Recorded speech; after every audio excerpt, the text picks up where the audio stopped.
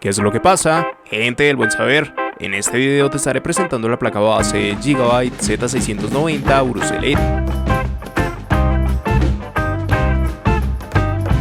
Probablemente una de las compañías que mejores motherboards traería para esta generación estaría centrada alrededor de los distintos modelos dados por Gigabyte, que lograrían dar un avance contundente, sobre todo a partir del VRM de muchas de sus placas, destacándose en gran medida sobre la gama en cuestión en la cual eran partícipes. Y justo ante esto es donde también se debe hacer hincapié ante modelos como Aorus Elite, que para esta nueva entrega puede ser una de las mejores alternativas a tener en cuenta. Con este video te quiero mostrar qué tan buena opción puede llegar a ser la misma a partir de las distintas características manejadas, además de aquellas ventajas y desventajas que va a suponer la misma para una construcción. Pero antes de todo, recuerda pasarte por el enlace de la descripción, donde estarás encontrando los mejores precios para esta placa base, desde Amazon y de una forma segura. Pásate.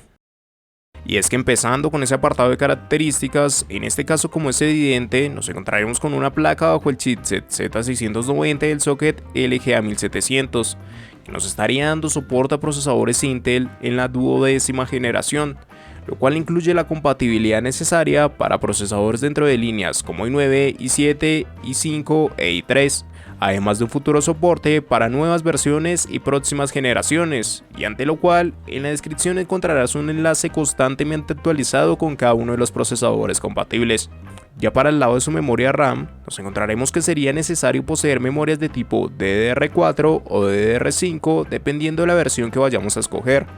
Ambos modelos van a disponer de la capacidad para añadir módulos en un máximo de 32 GB, y lo que en conjunto sumaría hasta 128 GB dentro de los 4 DIMMs correspondientes en la placa. Pero donde realmente empieza a dar el cambio sería a partir de las frecuencias. Por un lado, las versiones con memorias de tipo DDR4 limitarían la frecuencia sin modificaciones hacia los 3200 MHz. Y a partir de la activación de perfiles XMP o modificaciones manuales con overclock, podemos llegar a alcanzar hasta 5333 MHz.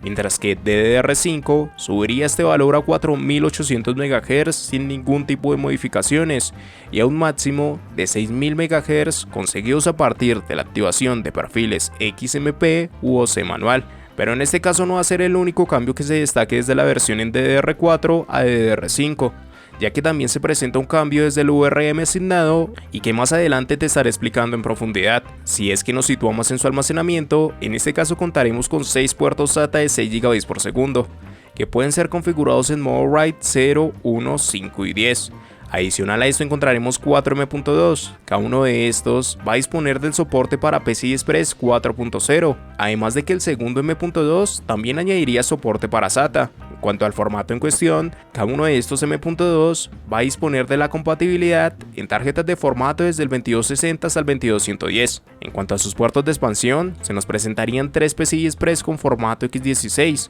y en este caso tan solo el principal dentro de los mismos estaría corriendo por 16 y funcionaría en PCI Express 5.0, mientras que los dos PCI Express restantes, aunque conserven un formato X16, en realidad van a correr por 4 y en PCI Express 3.0. Cada una de esas características serían acompañadas junto al códec de audio ALC1220VB, y si es que incluimos la versión Wi-Fi, se añadiría a este conjunto la tarjeta AX201, que nos va a suministrar desde Wi-Fi 6 hasta Bluetooth 5.2, y ya dentro de sus conexiones internas y fuera de un carácter común para el funcionamiento propio del sistema podemos encontrar una conexión para bombas de agua, 3 conexiones para ventiladores externos, una conexión híbrida que puede ser utilizada tanto para bombas de agua como ventiladores externos, 2 conexiones de tipo ARGB, un encabezado USB 3.2 de segunda generación tipo C,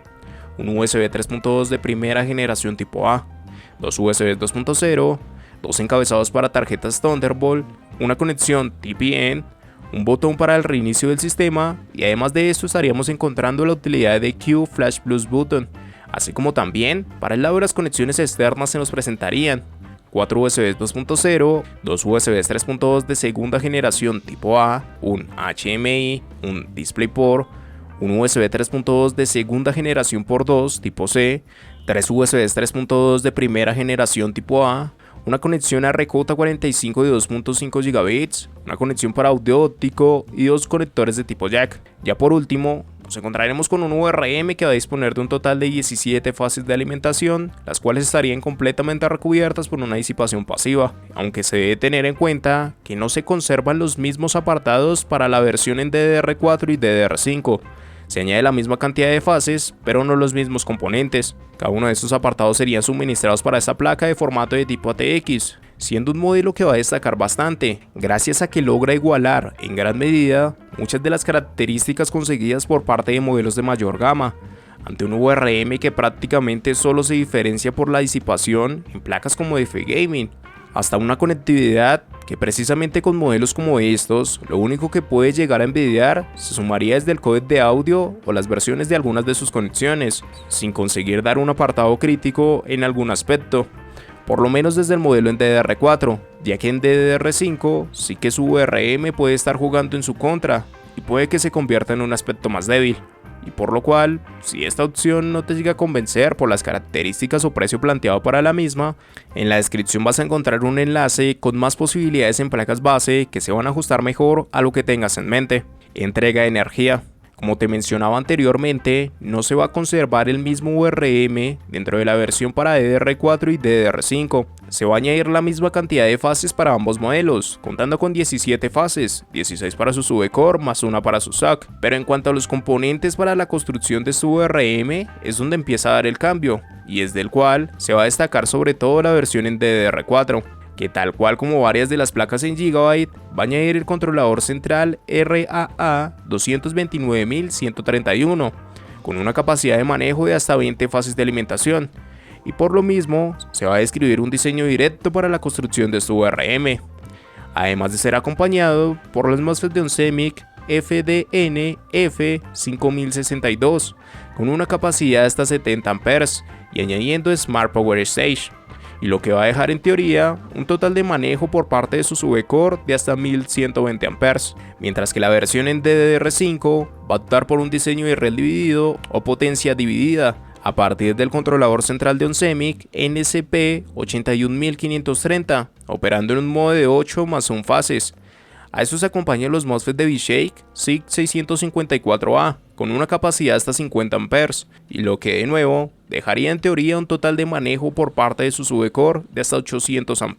Realmente es de los pocos modelos que cambian de VRM de una versión a otra, por lo menos desde la primera versión que ha dado salida,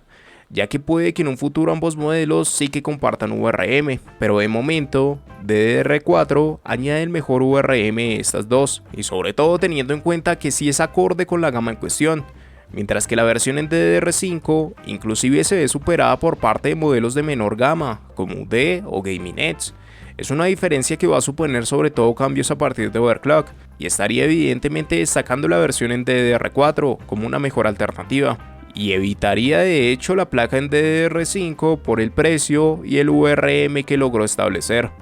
Y así, como cada una de estas características nos plantean una placa base con muy buenas prestaciones para realizar nuestros ensambles, de igual manera al reconocer aquellas ventajas que nos puede plantear es un apartado fundamental, por lo cual estos serían algunos de esos puntos que jugarían a su favor. En este caso hay varias mejoras que se pueden llegar a mencionar desde esta placa base, ya que en sí daría una cercanía fuerte ante la gama alta, y por lo mismo muchos de sus apartados tienden a presentar buenas prestaciones, ya sea por mejoras más generales en esta generación, como el paso en DDR5 o los cambios a partir de PCI Express 5.0, siendo dos de los apartados más comunes a encontrar, por lo menos para este chipset, pero que adicional a esto supone también de buenos apartados, como el estarnos encontrando con hasta 4 M.2, cada uno funcionando en PCI Express 4.0 y con la disipación correspondiente para los mismos. Además de esto se va a sumar una buena conectividad para USB tipo C, destacando la versión más reciente de estos conectores en la conexión suministrada desde su backplate. Ya encontraremos hasta dos encabezados para tarjetas en Thunderbolt, se añaden utilidades como Q Flash Plus Button, además de un botón para el reinicio del sistema, y sobre todo, en la versión en DDR4 establece un excelente VRM, siendo una de las bases más fuertes de dicha placa, y por el cual la acercarían inclusive al punto de competir con modelos como FE Gaming o Tomahawk, ante los cuales de hecho va a añadir los mismos componentes y cantidad de fases del modelo de Asus, algo que lo beneficia en gran medida por la diferencia en costo de estos modelos, y es donde mayor énfasis se debe hacer en cuanto a la decisión de esta placa, el que compita con modelos de mayor gama, desde los cuales prácticamente las únicas mejoras que se le van a reconocer son a partir de un mejor codec de audio, o las versiones a conexiones a USB de tipo C, no son realmente puntos determinantes, sobre todo teniendo en cuenta factores tan decisivos como lo pueden llegar a ser su costo, y que estaría jugando a favor de este modelo. Aunque de igual manera, a pesar de que se añade una gran cantidad de ventajas para esta motherboard,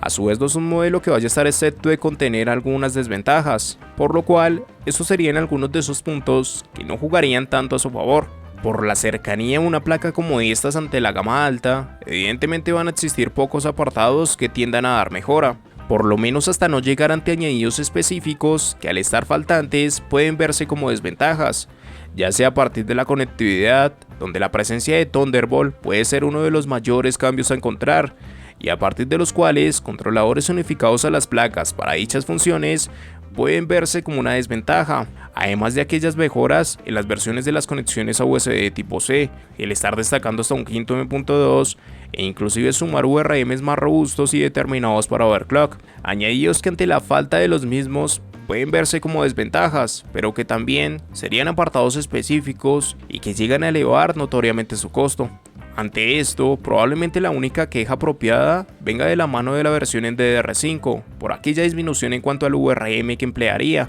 sobre todo teniendo tan buena representación desde la versión en DDR4. No va a ser propiamente el peor VRM que nos vamos a encontrar con Z690, pero el que inclusive modelos de gama de entrada como UD logren dar mejores VRMs es bastante absurdo. Aunque también es un factor que creo que en el futuro puede llegar a dar un cambio, tal vez con una segunda versión, ya que de lo contrario, las alternativas desde otras compañías, a partir de placas como Torpedo para DDR5, van a empezar a relucir más en la decisión final. Realmente más allá de esto, poco va a jugar en su contra, y teniendo en cuenta las mejoras que consigue por el costo y la competencia directa, pues sí que sería uno de los mejores modelos que se puede llegar a añadir. En conclusión, Gigabyte, probablemente desde Z690, ha conseguido ser la compañía que mejores placas ha traído para esta generación, por lo menos sin llegar a referirse exactamente a los modelos topes de gama. Por lo mismo hoy en día, placas como Aorus Elite ya no son partidarias de llegar a competir por debajo de modelos como F-Gaming o Tomahawk,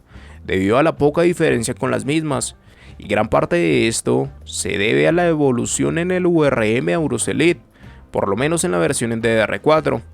Y modelos que antiguamente competían con esta, como Aorus Pro, inclusive superarían cada una de estas placas. La gran ventaja con Aorus Elite es que va a competir con la gama alta, pero con un costo de una gama media alta, gracias a la disminución de algunos apartados no vitales, como puede ser su codec de audio o las versiones a conexiones a USB de tipo C. Por lo que no es que añada mejores apartados que estos modelos, sino que su costo se encuentra mucho mejor balanceado, aunque iguale gran parte de esas placas de gama alta.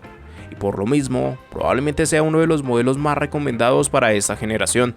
Y recuerda pasarte por el enlace en la descripción, donde estarás encontrando los mejores precios para esta placa base, desde Amazon y de una forma segura. Pásate.